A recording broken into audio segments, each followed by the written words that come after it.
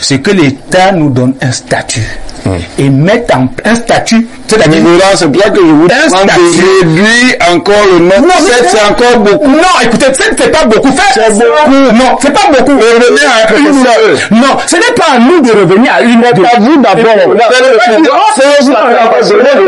Non, professeur, c'est à l'État de convoquer ces plateformes, de nous faire asseoir. Mais justement, nous avons donc raison qu'il y a un manque de volonté de la part de l'État d'assumer ses responsabilités, de réguler et de mettre en place des structures qui peuvent permettre à ce que... Même s'il a changé un peu de méthode. Oui, c'était un combat perdu d'office. Tout comme celui que veut engager le ministre Atangandi est perdu d'office. Pourquoi? Si aujourd'hui on parle des églises de réveil et autres, nous-mêmes. Jusqu'où peut aller Paul Atangandi, le ministre camerounais à l'administration territoriale, qui a annoncé ou déclaré la guerre contre les associations, les ONG et églises. Il a convoqué un petit tableau qui nous renseigne sur le nombre d'ONG ou d'églises en situation d'illégalité dans notre pays. On a essayé de parcourir les chiffres qui datent de 2011, 2016, 2013 pratiquement pour retrouver l'état d'illégalité pour ceux qui est des ONG et des églises. Voilà, on peut découvrir justement ces chiffres-là. Au 22 août 2013, le Cameroun comptait plus de 500 églises, donc 47 seulement étaient en situation légale. C'est dans un texte publié, un papier publié par l'agence France Presse, le 22 août 2013. Et puis le 1er juillet 2014, une autre étude proposait, restons sur les églises, au niveau de la réalisation, restons sur les églises d'abord. On proposait 688 églises qui existent au Cameroun, contre 47 en situation légale. Le papier, l'enquête a été rendue publique par l'agence de presse internationale catholique et repris par le journal Mutation. Et les textes, le rapport de 2013 avait été commandé par le chef de l'État lui-même à la suite de nombreuses dénonciations pour nuisances sonores, escroquerie, destruction des familles. Et en 2013, justement, on parlait de 47 églises qui étaient en situation régulière. Est-ce que ça veut dire que le combat qu'engage le ministre de l'administration territoriale est pris du mauvais bout? Ce combat ressemble à celui que le ministre de la Santé avait voulu engager contre le médicament de la rue. Il n'a pas abandonné, Non. Même s'il a changé un peu de méthode. Oui, c'était un combat perdu d'office. Tout comme celui que veut engager le ministre Atangandi est perdu d'office. Pourquoi? Si aujourd'hui on parle des églises de réveil et autres, nous-mêmes, dans cette corporation, nous sommes pointés du doigt. Vous avez souligné un concept important qui a été généré par l'État RDPC. La tolérance administrative. Non, en fait, c'est une escroquerie intellectuelle. On vous empêche d'exister légalement alors que vous souhaitez. C'est pas à vous que je vais enseigner ce que beaucoup de promoteurs de médias ont essayé de faire. Je fais le parallèle. Pourquoi les mêmes problèmes partout? On vous maintient... Alors, si demain un ministre de la communication se lève pour fermer les télévisions, les radios qui n'ont pas de licence, combien en restera-t-il? Ce n'est pas les demandes qui manquent. Est-ce que la volonté a manqué? Voilà. Pourquoi un chef d'État, 26 ans, puisque c'est lui seul qui peut donner ses décrets, peut ne pas en donner, alors que lui-même, il tire de beaux avantages de ces églises de réveil. Et qu'il a demandé en 2013 qu'une enquête soit menée dans le secteur. Donc, la suite, c'est quoi? Alors, ce que le ministre Atangandi doit faire, il doit faire un travail de fond, rendre compte de ce qu'il a observé. Il arrive, il ira où? Il n'ira pas là-bas. Il n'ira pas là-bas. Ça... Il n'ira pas les fermer. Non, il n'ira pas les fermer. C'est compliqué. À Douala, le gouverneur du littoral, qui est le collaborateur d'Atangandi, est pasteur d'église de réveil. Donc, le gouverneur du littoral est pasteur. Je dis que le gouverneur du littoral, Babok est pasteur d'église de réveil. Atangandi va aller où? Non, il n'a pas dit qu'il va fermer tout ça. Non. Vraiment, soyons sérieux. Est-ce que cette fermeture sera encore qu'il y a des techniques? Est-ce que cette idée-là, que vous avez d'un État qui neutralise les gens, faites bien attention. Parce que vous ne verrez pas venir ce qui va vous surprendre. L'État n'est pas là pour neutraliser les citoyens. Il faut libérer. Il peut avoir des sources. Non, il y a une source. C'est même eux-mêmes qui sont les sources de désordre. Monsieur, il y a dans vous avez l'agrégation, il y a des sources de désordre. Les sources de désordre qu'il y a. On est là d'accord que c'est face à ces sources. Les sources de désordre qu'il y a dans les confessions n'équivalent même pas le 1/100 des sources de désordre qu'il y a dans leur gouvernement, les sources de désordre qu'il y a là-bas.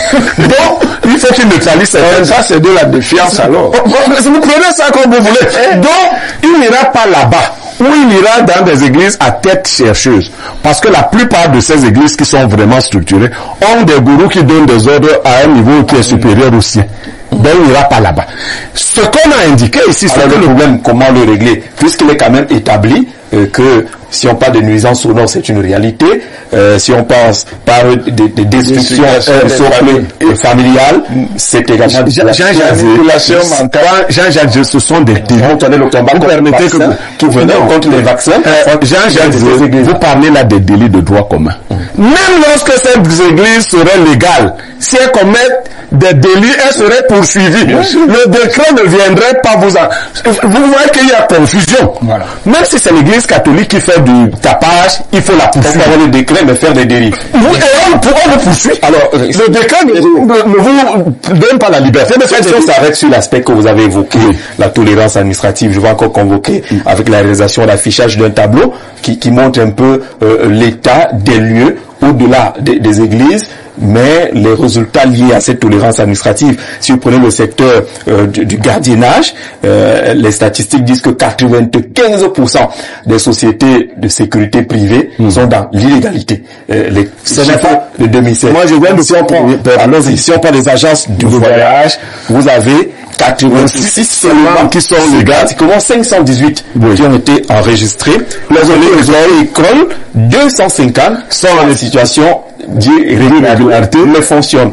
Les formations sanitaires, 500 centres de santé clandestins, les centres de formation en santé, 1700 sont menacés de fermeture depuis 2000. L'éducation, 722 établissements clandestins à la rentrée 2007. Vous avez ce tableau qui montre que ce n'est pas une société de maquis comme vous le faites. C'est un état féodal. C'est un état paresseux.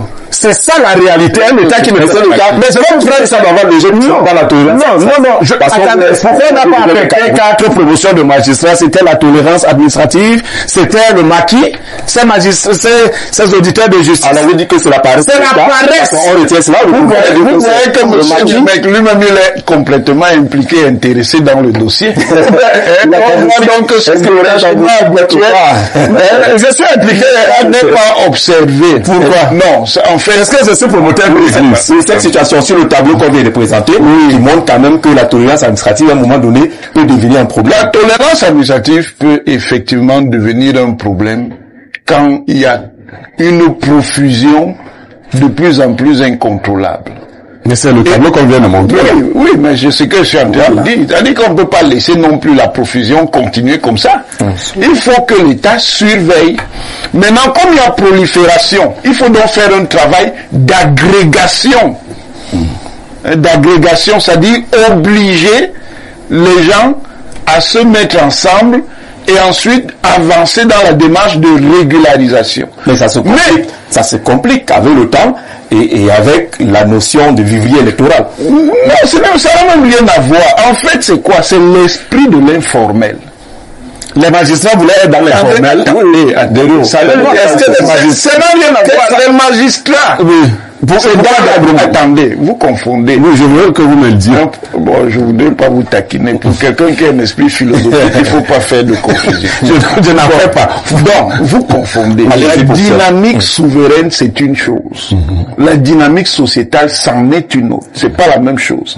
Donc, ça ne veut pas dire que la dynamique souveraine ne soit exempte de reproches.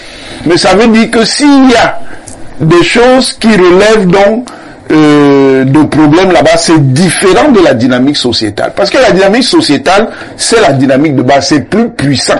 et ça demande à être contrôlé parce que ça peut générer du désordre. Et un désordre puissant, beaucoup plus puissant que le désordre qui a dans le procès que le MINAT engage aujourd'hui, c'est un procès contre eux-mêmes.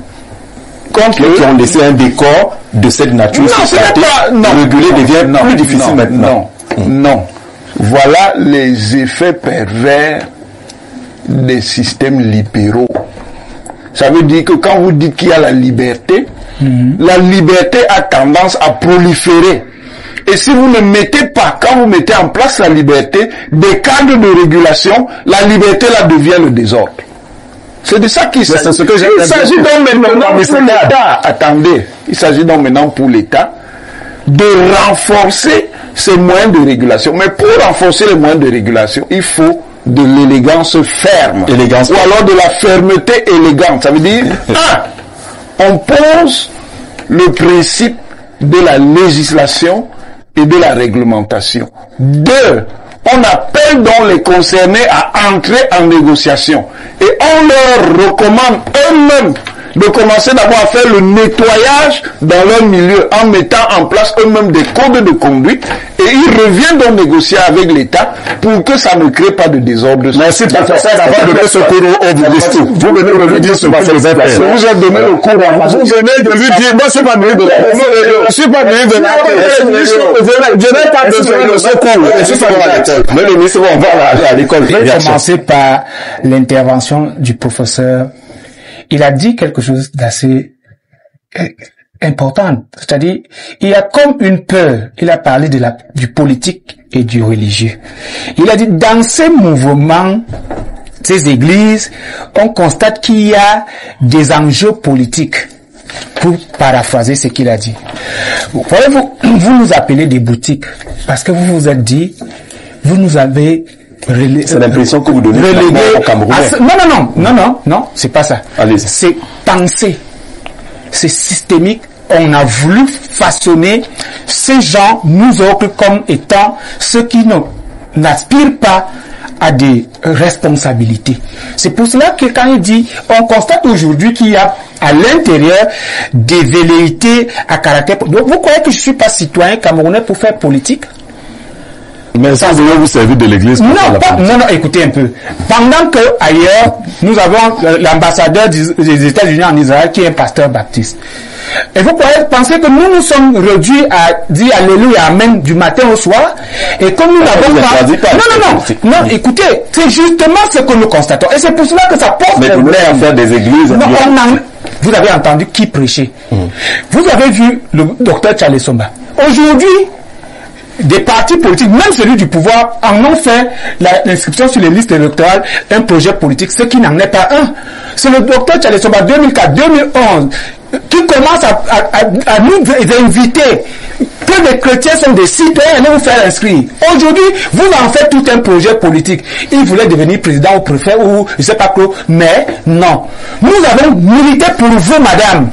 Nous avons aidé à construire votre règne, madame. Vous ne pouvez pas vous permettre ici à nous appeler pour ce n'est pas chantage. Ce n'est pas vous n'avez pas amené je ne vous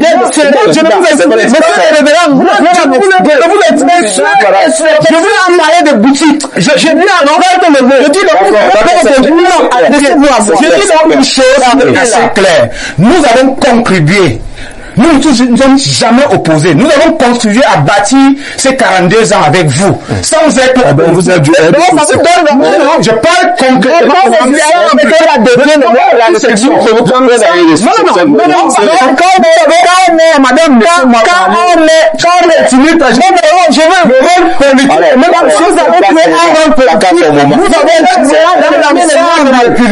nous étions en train d'appeler aux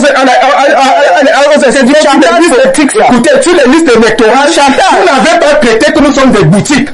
Pendant 2 élections, nous avons... Vous ne savez pas au RDPC qu'on appelle... Vous ne savez pas au RDPC qu'on appelle en 2011. Vous ne savez pas qu'on appelle... Mais non, laissez-moi. Vous jugez que... quelque chose qui nous permet d'avancer. Vous jugez que... Face à cette situation, vous ne vous organisez pas en congrégation. Ce n'est pas à nous de s'organiser. Nous avons demandé un Conseil national de régulation. Oui. À plusieurs reprises. vous allez, on ne vous répond pas. Comment vous voulez, comme Béraud le disait, vous allez sur la bannière de quelle structure? Quand vous allez demander ce software, il y a beaucoup de plateformes. Oui. Il ne manque pas de plateformes. Allez au MINAD, il y a des plateformes reconnues. Il y en a peut-être 5 ou 6 ou 7 qu'il faut simplement organiser, les convoquer. C'est à vous, non? Non, c'est pas à nous. Organiser. Non, c'est pas à nous. Nous avons déjà des plateformes. C'est le MINAD qui règle au Nigeria. C'est l'État. Réduisez encore le nombre. Pardon? C'est encore beaucoup. Écoutez, au Nigeria, c'est l'État. Oui. En RDC, je cite là 2 pays où, franchement, ça... Mais écoutez, vous ne pouvez pas vous lever comme pasteur et dire n'importe quoi au Nigeria. C'est vos pères. Alors que au niveau de la arriver à un niveau, écoutez, ce n'est pas qu'ils se sont levés. Ça veut dire qu'on a pris plusieurs plateformes avec le concours de l'État, on a mis en place une structure de régulation. Réduisez encore le nombre. Je vais vous dire, même un leader comme Tibi Joshua, quand il y a eu la structure va et parle avec l'État par rapport à certaines dérives, on appelle les uns et les autres à la... Pourquoi n'avez pas vous, à l'intérieur des organes de régulation, à partir de vous-même? Non. Lorsque vous voyez des églises... Vous voulez qu'on devienne un État qui laisse mourir les gens à l'intérieur, vous-même. Non, écoutez, vous ne voulez pas comprendre ce que je vous dis. Vous voulez enlever la responsabilité de l'État?